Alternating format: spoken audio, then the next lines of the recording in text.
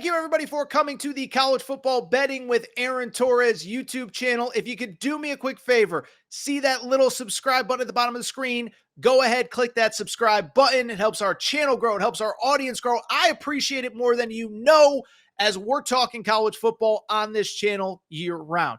Appreciate your support. Click that subscribe button. And everybody, another edition, a 2024 preseason edition of College Football Betting. I'm your host, Aaron Torres. Hope everybody's doing well. Hope everybody's having a great day. Hope everybody is ready for another one of our preseason 2024 college football over-under win total pods. So as I've told you, in previous years, we've kind of put these together division by division, conference by conference. We'd start with the SEC East, SEC West, Big Ten East, Big Ten West, etc. But now, with conferences expanding, with no divisions, just felt easier to go ahead and go team by team, give you a little bit of a digestible, kind of a consumable team by team prediction, about 15 minutes loaded with content. So we have done already Alabama, Georgia, Texas, Oklahoma, Ole Miss, Florida. Today, it is the Texas A&M Aggies. Year one for Mike Elko. There is a lot of excitement in Aggie land, but I'll also say I know a lot of Aggie fans, and they are ready to see results. They keep telling me, Torres, I'm tired of getting excited in the summer. Give me results in the fall. Texas A&M, how about this? The over-under win total of Texas A&M, 8.5 wins. Money coming in on the over at FanDuel Sportsbook. So bettors believe that Texas A&M is going to go over 8.5 wins. But as I said to open the show, Texas A&M fans, they're ready to see results on Saturdays. They're tired of getting excited in July and August. They're ready to see results on the field. Let's get into Texas A&M. Let's start with last year. Listen, we're not going to spend a ton of time talking last year. You know what happened. Jimbo Fisher coming off a 5-7 year. We know that he was on the hot seat. We know that he had a lot of pressure, and we know how it ended. I think what a lot of people actually forget, though, it didn't start terribly. This was a team that started 4-1 a season ago. Now, admittedly, the 4 wins weren't, the biggest wins in all of college football. They opened and took care of business against New Mexico, do lose at Miami, beat Louisiana Monroe, beat Auburn at home, and beat Arkansas, of course, at Jerry World. Issue is, Connor Wigman, starting quarterback, goes down against Auburn. They can survive against Arkansas, but it was a tailspin from there. Now, to be clear, I'm not saying if Connor Wigman stays healthy, the whole season goes differently, but you lose your starting quarterback in week 4, and there just was no more ground to make up. So after the Arkansas game, you lose some winnable games. Bama at home, the famous Jimbo punting inside the 50. You lose to Tennessee on the road. Exactly what I just said. And so by the middle of the year, you're out of the SEC West title race at the time. You're out of the SEC title race, and we all remember where we were. Texas A&M beats Mississippi State on a Saturday night. We wake up on Sunday, and Jimbo Fisher has been fired. Now, in terms of what happened after that, a couple things. One, obviously, Elijah Robinson takes over in an interim role, final few games. But Mike Elko comes in, and I think what's interesting really quick, we're going to get to the 2024 roster, but you lose a lot of guys in the portal. You lose an Evan Stewart to Oregon. You lose a Walter Nolan to Ole Miss. You lose Fadil Diggs to Syracuse. But let's not forget, they brought in a lot of really good players of their own via the portal. Nick Scourton from Purdue. We're going to talk a lot about him momentarily. Scooby Williams, linebacker, Florida. Jaden Hill, cornerback, from Florida. So there was talent going out, but there was talent coming in. And again, clearly enthusiasm with this 2024 Aggies team. By the way, I didn't even mention, if you're watching on YouTube, make sure to follow our Texas A&M specific Twitter page, Torres on Texas A&M. Now, in terms of this year, listen, starts with a healthy Connor Wigman, because for all the movement on that roster, players coming in, players going, the one consistent is, of course, Connor Wigman. And think what's easy to forget, again, I'm not saying if Connor Wigman stays healthy, A&M goes, 11-1 and wins the SEC. But at the same time, first off, he was really good 2 seasons ago in 2022, Remember, he finally gets the starting job late in the year, finishes strong, 8 touchdowns on the season, no interceptions. You beat LSU to end the regular season. That was Brian Kelly's first year. LSU won 10 games. But then last year, he was playing very well. Almost 1,000 yards, 8 touchdowns, 2 interceptions in just like 3.5 games played.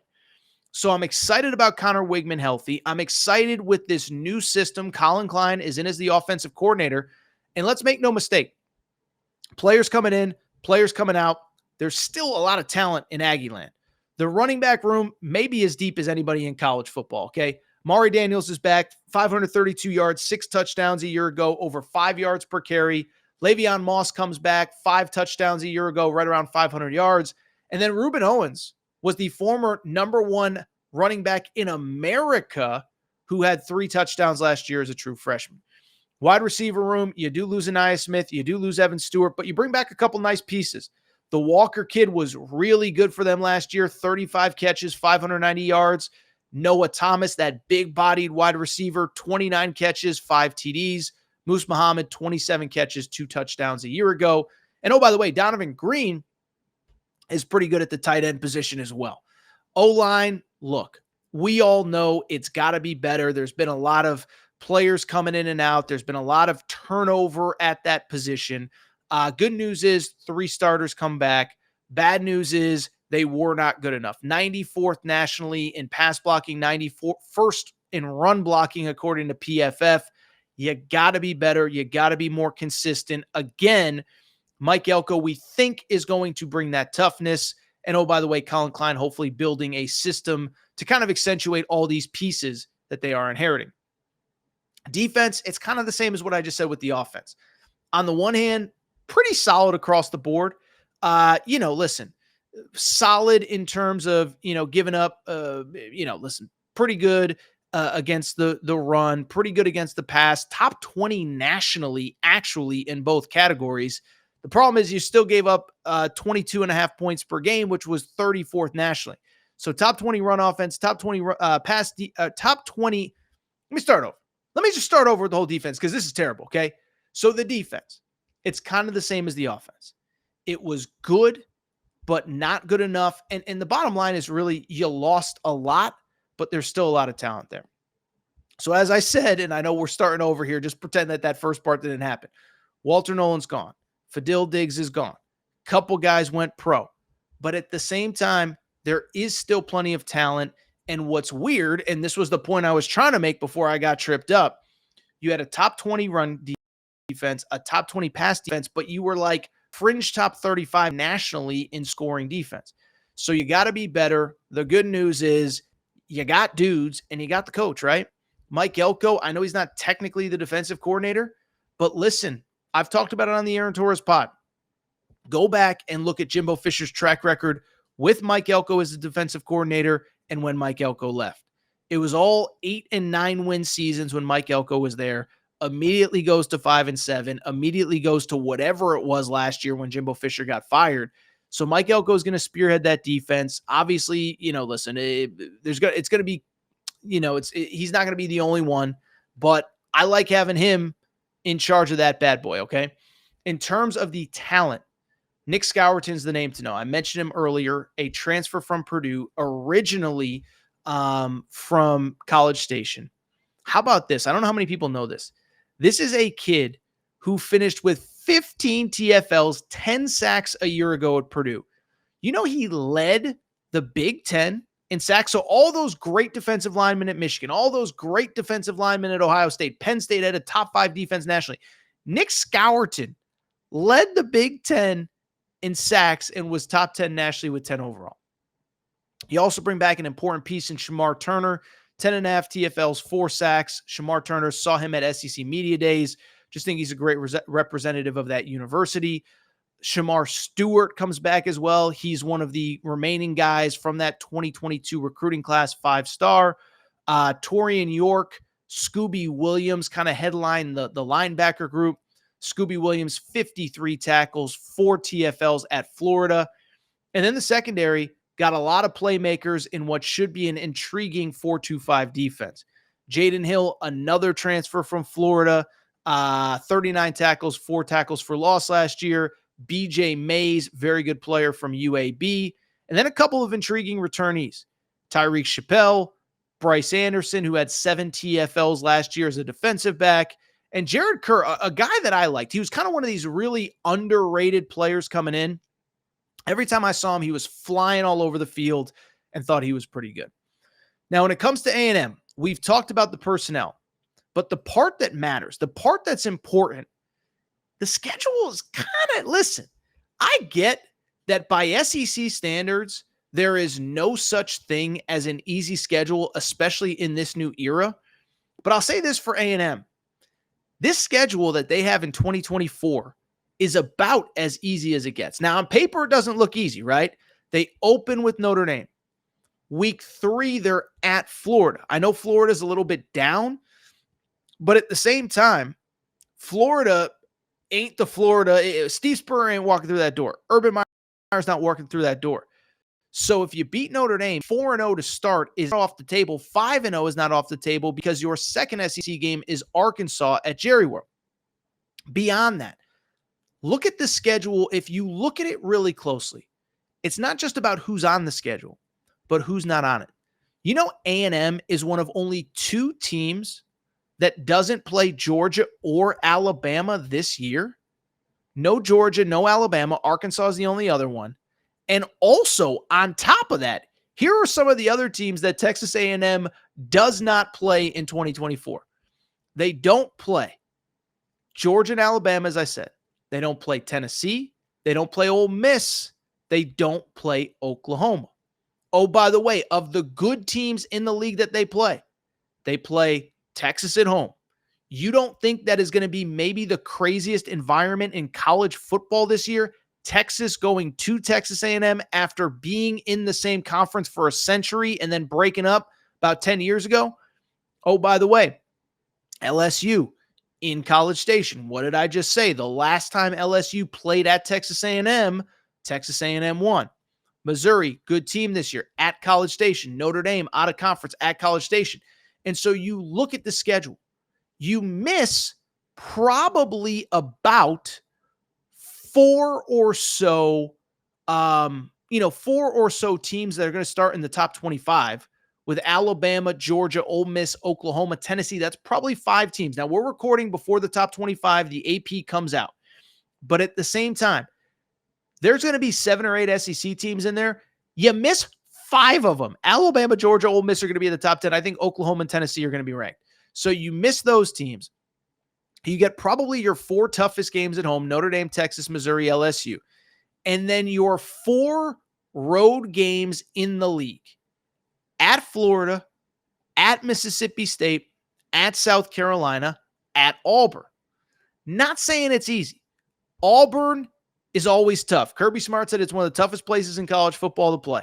Florida is not easy. The Swamp is not easy. At Mississippi State is not easy with all those cowbells.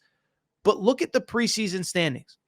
Those teams are ranked respectively: Auburn, Florida, South Carolina, Mississippi State, in a 16-team league, ranked 9th, 12th, 13th, and 14th respectively. You also play the 15th ranked team on a neutral field. And so of your SEC games, none of your road games or games away from College Station are against the top half of the league. And so hopefully you now understand why people are so excited about A&M going into 2024. No Bama, no Georgia. I know I keep saying it. No Tennessee, no Oklahoma, no Ole Miss. You get LSU at home. You get Notre Dame at home. You get Texas at home. I'm having trouble finding 3 definitive losses on the schedule. I'm very cautious with giving out these over-unders. I'm taking A&M as my second official over-under prediction. I took Ole Miss over 9.5. I'm taking Texas A&M over 8.5 because at the end of the day, I look at this team and I look at this schedule and I look at this roster. Remember, Connor Wigman was a former 5-star. Connor Wigman, you talk to high school coaches in Texas, they're like, he's as good of a prospect as we've ever seen. Just because it didn't click with Jimbo Fisher doesn't mean that the talent isn't there. 3 great running backs, couple great wide receivers. Defense has a lot of pieces, and I think you're going to be significantly better at head coach. By the way, remember, Mike Elko, year one at Duke, what did he do? He won 9 games. So that is my official AT best bet. I am taking Texas A&M over 9.5. I really do believe in this team. All right, I think that's it for this episode of College Football Betting. If you are not subscribed, do me a favor and make sure to do so. Apple, Spotify, Amazon Music, Google Music, wherever you listen to podcasts, make sure that you are subscribed. Also, make sure to rate and review the show. Go ahead, give us quick 5 stars. Let us know what you like, what you don't like, all that good stuff. Make sure you're following on social media at Aaron_Torres on Twitter, at Aaron Torres Pod on Instagram, Aaron Torres Pod on TikTok, by the way. And as I mentioned, we have our Texas A&M Twitter-specific page, Torres on Texas A&M. That's all for today's show. Appreciate your support. We're now through, what is this, 8 SEC teams? Is that right?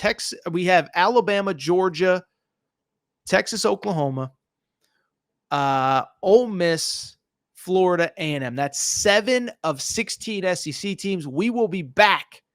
Next up, the LSU Tigers.